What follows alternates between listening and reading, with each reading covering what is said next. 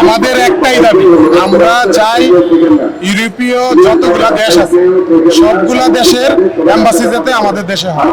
আমাদের এই আজকের এই দাঁড়ানোটা যেন সরকারের দৃষ্টিগোচর হয়, এজন্য আমরা এখানে দাঁড়াইছি। যদি বাংলাদেশে আপনার এম্বাসি হয়ে যায়, যেমন আমরা একটা কথা বলি, যেমন আমরা যদি ক্রোশিয়ার এখন ভিসার ইস্যু ভালো, তো আমি যদি আপনার ক্রোশিয়ার জন্য এম্বাসি প্লেস করতে হয় এখন বর্তমানে আপনার নেপাল গিয়ে, নেপাল যদি আমি যাই আমার যাওয়া আসা খাওয়া থাকা আমার প্রায় আপনার 1.5 থেকে 2 লাখ টাকা চলে যায়। তো যদি আমার এম্বাসি যদি বাংলাদেশে হয়ে যায় তাহলে আমার 1.5 থেকে 2 লাখ টাকা চলে যাচ্ছে না। অতএব আমরা সকল দেশের এম্বাসি বাংলাদেশে চাই, এটা আমাদের মূল দাবি। এটা কোনো জাতি এবং কোনো দেশের বিরুদ্ধে না, এটা হলো বাংলাদেশের স্বার্থে, সকল দেশের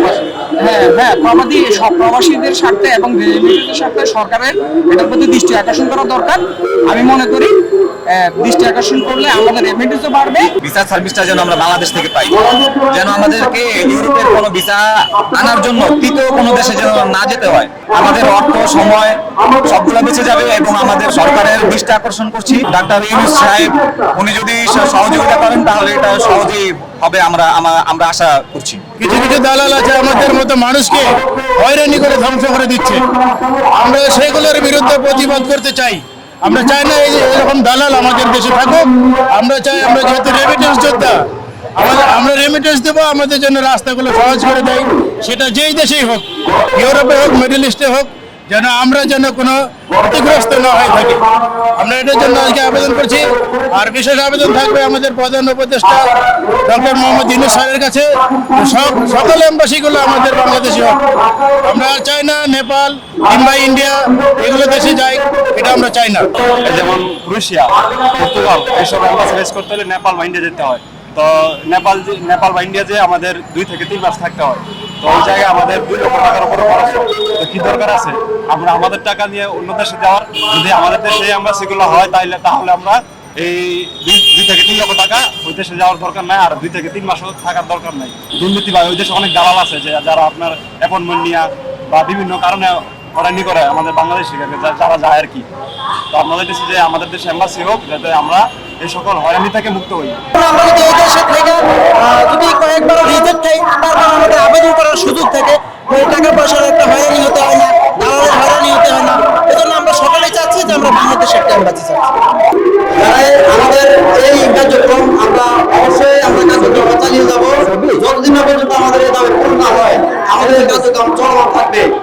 আমাদের আজকের 15 তারিখে যে আয়োজন, সেই আয়োজনের পরেও যদি আমাদের এই দাবি পূরণ না হয় অতি শীঘ্রই, তাহলে আমাদের পরবর্তী কার্যক্রম আমরা চালিয়ে যাব। আপনাদের সকলের সহযোগিতায় আমরা এখানে কামনা করি। আর বিশেষ করে আপনারা যারা বাংলাদেশ মিডিয়াতে আছেন, আপনারা আমাদের এই বিষয়টা খুব ভালোভাবে আপনারা দেখবেন। একমাত্র আপনাদের সহযোগিতায় আমরা পারি আমাদের যে দাবিগুলো সেগুলো বিশ্ব মিডিয়া তুলে ধরার জন্য, এবং আমাদের যে দাবিগুলো সেগুলো বিভিন্ন এম্বাসির মাধ্যমে আমরা প্রকাশ করতে পারি তাদের কাছে, তাদের নজর আনতে পারি আমরা যে আমরা কি চাই, আমাদের দাবিটা কি। তো আমরা যদি সবাই সমৃদ্ধভাবে চেষ্টা করি, আমরা অবশ্যই আমাদের এই দাবি আমরা পূরণ করতে পারবো।